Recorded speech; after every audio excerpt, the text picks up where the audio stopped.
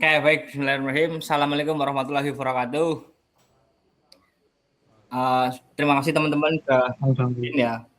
Jadi sebelumnya perkenalkan, kami dari kelompok 1 mata kuliah kewarganegaraan yang beranggotakan ada 5 orang, yaitu saya sendiri, Yoga Reski, kemudian ada Mas Gibran, Mas Dewa, Mas Razak, dan juga Mas Bagas.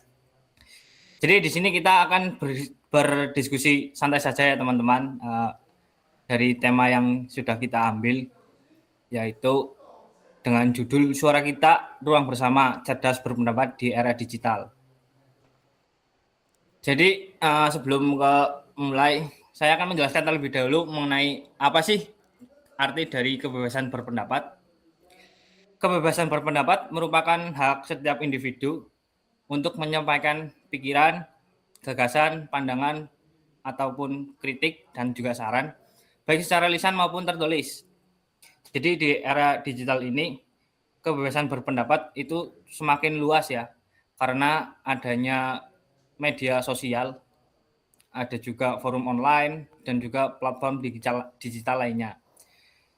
Namun kebebasan berpendapat ini bukan tanpa batas, karena kita juga harus tetap menghormati hak orang lain, harus juga kita patuh terhadap norma sosial dan juga hukum yang berlaku, karena kita tinggal di negara Indonesia yang mana Indonesia merupakan negara hukum. Oke, langsung saja kita mulai diskusinya ya. Mungkin dari teman-teman ada pertanyaan yang mungkin diajukan, monggo silakan. Saya mau bertanya. Boleh Mas, silakan.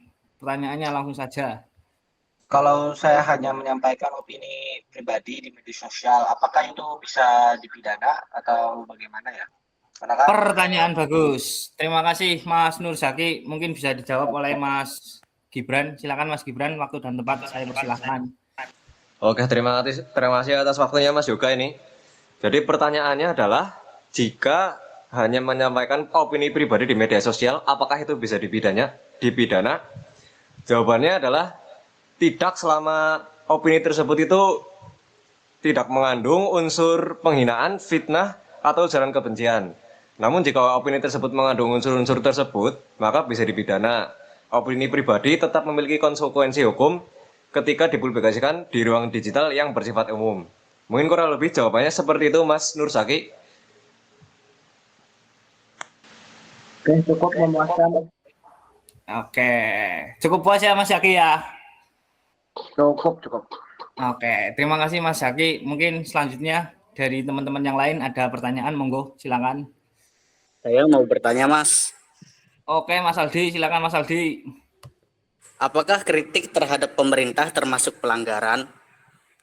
Oke, pertanyaan yang cukup bagus juga di sini teman-teman. Mungkin bisa dijawab Mas Razak.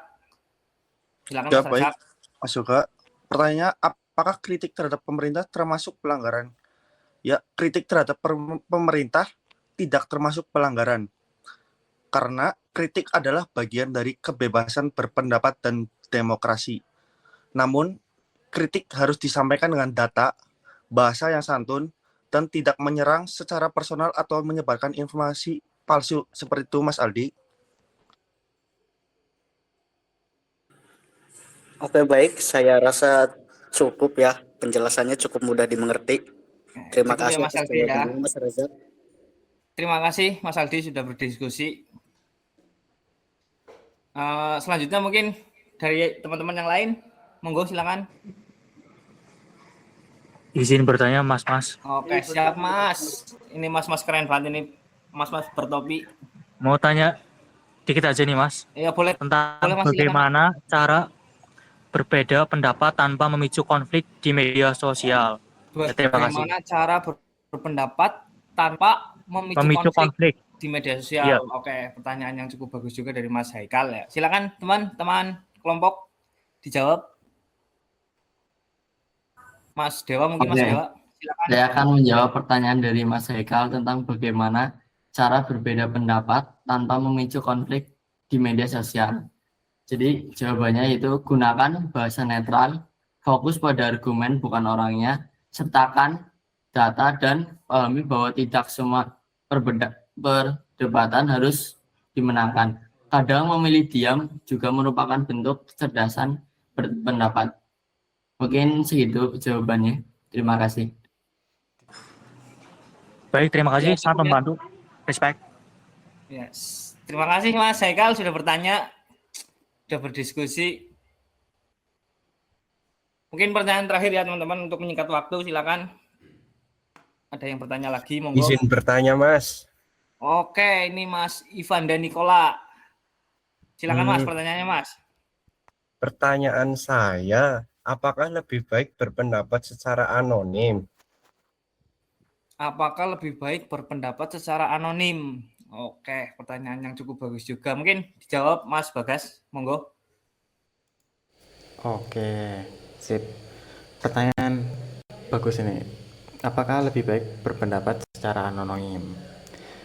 Nah, berpendapat secara anonim itu bagus. Jadi kita bisa berpendapat lebih bebas juga. Tapi ya, seperti ya tadi, lebih bebas. Jadi bisa sering disalahgunakan. Ya, pendapat yang cerdas ya idealnya bisa dipertanggungjawabkan. Jadi anonimitas itu sebenarnya kalau Anda pendapat yang bagus itu tidak harus anonimitas, baik secara moral maupun hukum itu. Ya, cukup ya Mas Bagas ya. Ya, gimana Mas Ivanda? Apakah cukup menjawab? Penjelasannya cukup mudah dipahami. Alhamdulillah. Terima kasih. Terima kasih ya teman-teman yang sudah bertanya. Mungkin pertanyaannya kita tutup ya, untuk menyingkat waktu juga.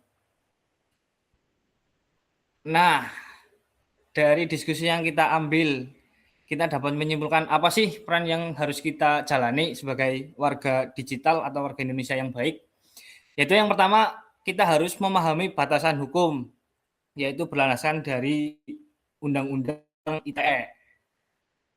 Karena tanpa adanya hukum, kita bisa semena-mena untuk berkomentar atau berpendapat ya, sehingga bisa menjatuhkan orang lain mungkin.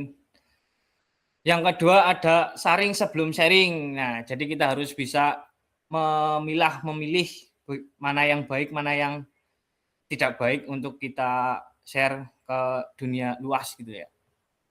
Kemudian ada kritik yang harus berbasis dari fakta. Nah, ini untuk menghindarkan hoax. Terus kemudian yang terakhir ada menjaga etika di ruang digital supaya kita bisa menghormati, menghargai orang lain, menghargai perbedaan pendapat, supaya kita hidup rukun, tentram, aman, dan damai. Oke, mungkin itu saja diskusi singkat kita pada malam ini. Terima kasih yang sudah diskusi di sini ya teman-teman. Saya cukupkan sekian. Apabila ada kesalahan kata, baik yang disengaja maupun tidak, kami mohon maaf. Saya akhiri. Wassalamualaikum warahmatullahi wabarakatuh. Waalaikumsalam warahmatullahi wabarakatuh. Terima kasih teman-temanku. Terima kasih. Syukur lawannya, terima kasih.